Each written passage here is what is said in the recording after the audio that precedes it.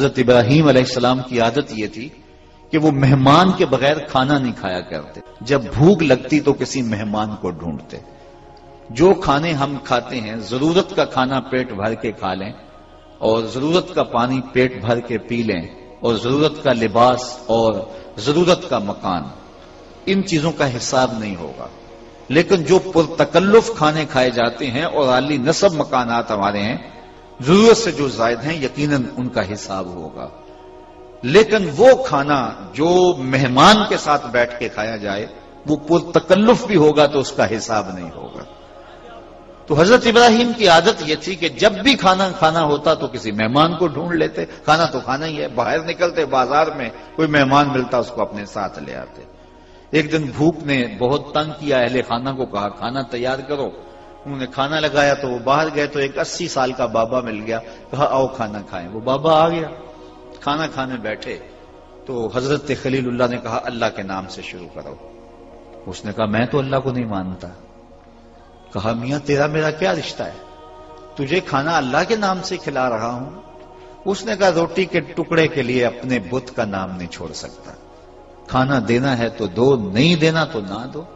وہ غالب نے کہا تھا نا کہ وفاداری بشرط استواری اصل ایمان، بڑے بت خانے میں تو کعبے میں گاڑو برہمن کو. جو بھی اس کی سوچ ہے تو وفاداری بھی بڑی بات ہوتی ہے. تو اس نے کہا جناب میں کھانے کے لیے، روٹی کے ٹکڑے کے لیے اپنے بت سے بے وفائی نہیں کر سکتا، تو آپ کے رب کا میں نام نہیں لے سکتا. بڑے بڑے لوگ ہوتے ہیں، ہم تو چائے کی پیالی کے لیے دین بیچ دیتے ہیں، ہم تو ایک پلاٹ کے لیے سودے کر لیتے ہیں دین کے. لیکن وہاں کیا اس نے کہا میں بت کا نام نہیں چھوڑ سکتا. حضرت ابراہیم نے کہا اگر تو اپنے جھوٹے معبود کے لیے اتنی غیرت رکھتا ہے تو پھر میں بھی رب کے نام کے علاوہ تجھے کھانا کھلانے کے لیے تیار نہیں ہوں. اس نے کہا نہ کھلاؤ، اٹھ کے چلا گیا. وہ بابا اٹھ کے چلا گیا تو جبریل حاضر ہو گئے. اے ابراہیم تو نے میرا ایک بندہ ناراض کر دیا. رب کا سندیسہ آ گیا، رب کا پیغام آ گیا. یا اللہ وہ تیرا بندہ تھا جس کو تیرا نام لینا بھی گوارا نہیں تھا. کہا ابراہیم اس کی عمر کتنی ہوگی؟ یا اللہ 80 سال کے آگے پیچھے ہوگی. کہا اتنا عرصہ ہو گیا نا میں اس کو کھانا دے رہا ہوں، تو ایک دن نہیں دے سکا. اب ابراہیم علیہ السلام ڈھونڈنے نکلے ہیں. وہ دور پہاڑ پہ جا رہا تھا، دور سے آواز دی بابا آجا کھانا ٹھنڈا ہو رہا ہے. اس نے کہا تیرے رب کا نام نہیں لوں گا. کہا نہ لینا آجا. کہا تو بڑا پہلے کہتا تھا کہ اس کے بغیر کھانا نہیں دوں گا، تبدیلی کیسے آ گئی؟ کہا اسی رب کا پیغام آیا ہے. تو کہا دیر نہ کر، پہلے اس رب کا نوکر بنا لے. تو جو اسے مانتا ہے اسے بھی دیتا ہے، جو نہیں مانتا اسے بھی دیتا ہے. حضور نے ارشاد فرمایا کہ اللہ ارشاد فرماتا ہے اگر مجھے مومنوں کی دلجوئی کا لحاظ نہ ہو تو کافروں کے گھروں کی سیڑھیاں سونے اور چاندی کی بنا دی جائیں. لیکن یہ کہیں گے ہم تو بہت ہی مار دیے گئے. پہلے اقبال نے کہا تھا نا مومن کو دی گئی، کافر کو دی گئی حور و قصور، اور مومن کے لیے فقط وعدہ حور. تو کہا کہ ان کو اتنا دیا جائے کیونکہ ان کا حصہ ہی دنیا پہ ہے اور مومن کا حصہ آخرت میں ہے. تو جو اسے مانتا ہے وہ اسے بھی دیتا ہے، جو نہیں مانتا اللہ اسے بھی دیتا ہے، کیونکہ وہ رب العالمین ہے. الحمدللہ رب العالمین. تمام خوبیاں اس رب کے لیے، اس اللہ کے لیے جو تمام جہانوں کا پالنے والا ہے. حمد کسی کی اختیاری خوبی کو کہتے ہیں اور اللہ تعالیٰ جل شانہ کی خوبیاں غیر اختیاری نہیں ہیں، اس کی اختیاری خوبی ہیں، اس لیے اس کو حمد زیبا ہے. اللہ اکبر. تمام خوبیاں، تمام اوصاف حمیدہ اللہ کے لیے. یہ الف لام استغراق کا ہے یا جنس کا ہے؟ یعنی اگر استغراق کا معنی یا جنس کا معنی، دونوں صورتوں میں معنی یہ ہوگا کہ ہر وہ خوبی جسے خوبی کہا جا سکتا ہے، جس پر خوبی کا اطلاق ہو سکتا ہے، وہ اللہ کے لیے ہے. اور اگر اس کو استغراق کا مان لیا جائے تو پھر معنی یہ ہوگا کہ خوبی کی جتنی بھی قسمیں ہیں اور جتنی بھی صورتیں ہیں اور جتنے بھی افراد ہیں، سارے کے سارے اللہ کے لیے ہیں.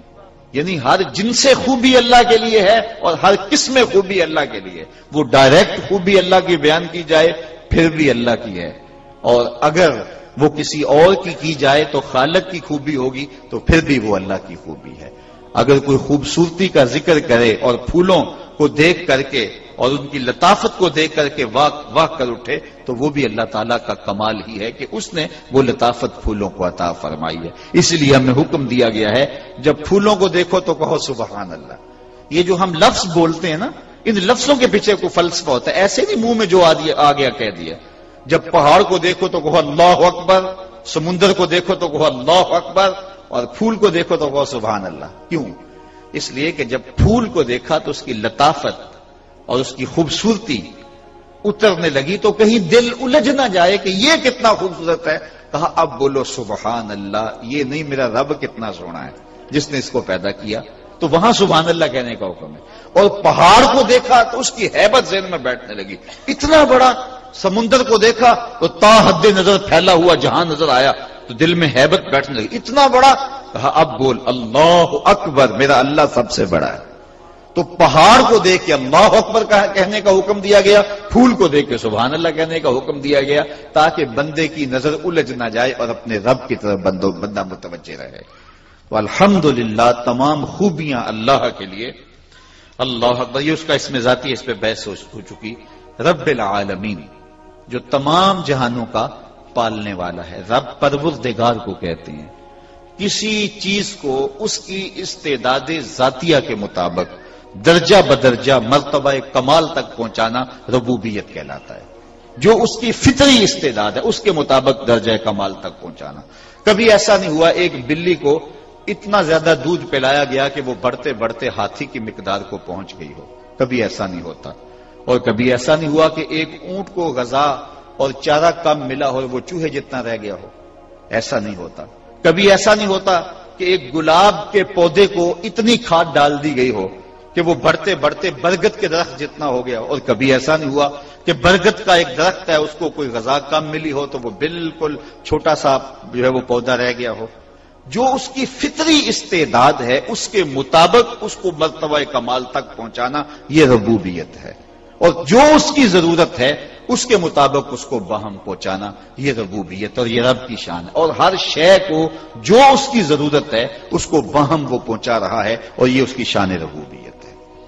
ایک جانور ہے ہنس، وہ سچے موتی لیتا ہے کھاتا ہے. اور سچے موتی اگر آپ کو دوائی میں استعمال کرنے پڑ جائیں تو آپ پنساری کے پاس جائیں تو آپ لاکھوں روپے دے کے لیتے ہیں، پھر بھی بعض اوقات یقین نہیں ہوتا کہ یہ صحیح ہیں یا نہیں صحیح ہیں. تو وہ تولوں اور ماشوں میں ملتے ہیں اور پھر بھی ہم یقین نہیں کر رہے ہوتے جبکہ لاکھوں روپے بھی اس پہ خرچ کر رہے ہوتے ہیں. تو ہمیں تولوں اور ماشوں میں میسر نہ آئیں اور دنیا کے اوپر لاکھوں پرندے ہنس روزانہ پیٹ بھر کے صبح بھی کھائیں، شام کو بھی کھائیں، دوپہر کو بھی کھائیں اور رب روزانہ ان کو عطا فرمائے. یہ اس کی ربوبیت ہے. یہاں تو پاؤ بھر گوشت لینا ہو تو سارا دن مزدوری کرنا پڑتی ہے اور شیر روزانہ پیٹ بھر کے کھاتا ہے، چیتا روزانہ پیٹ بھر کے کھاتا ہے، اللہ روزانہ ان کو بام پہنچاتا ہے. جس کی جو ضروریات ہیں اللہ تعالیٰ جل شانہ ان کو پہنچاتا ہے. پھر جب جس حالت میں وہ ہوتا ہے اللہ تعالیٰ جل شانہ ان کی وہ ضروریات پوری کرتا ہے. جب بچہ پیدا ہوتا ہے تو اس کے منہ میں دانت نہیں ہوتے اور وہ سخت غذا لے نہیں سکتا، معدہ بھی اس کا کمزور ہوتا ہے. کیسا رب ہے جس نے ماں کی چھاتی کے اندر متوازن غذا رکھ دی اس کے لیے. اور پھر جب بچہ پیدا ہوتا ہے ساری چیزیں دنیا پہ آ کے سیکھتا ہے. زبان کا لوتھڑا ہے، بولنا نہیں جانتا، ٹانگیں ہیں چل نہیں سکتا، ہاتھ ہیں پکڑ نہیں سکتا، زبان ہے بول نہیں سکتا، دیکھتا ہے پہچانتا نہیں، سنتا ہے سمجھتا نہیں. ہر چیز اس نے آ کے زمانے پہ سیکھنی ہے. لیکن ماں کی چھاتی سے دودھ کیسے نچوڑنا ہے بچہ سیکھ کے آتا ہے، رب اس کو سکھا کے بھیجتا ہے. تو یہ اللہ تعالیٰ جل کی شان ہے کہ ہر شے کی تربیت اس کی استعداد ذاتیہ کے مطابق فرماتا ہے. یہ ہمارے علماء فرماتے کہ ابھی وہ آپ نے بطخ کا بچہ دیکھا ہو تو شاید آپ تو نہ دیہاتی ماحول دیکھا ہو تو یہ بطخ پڑک نہیں بیٹھتی.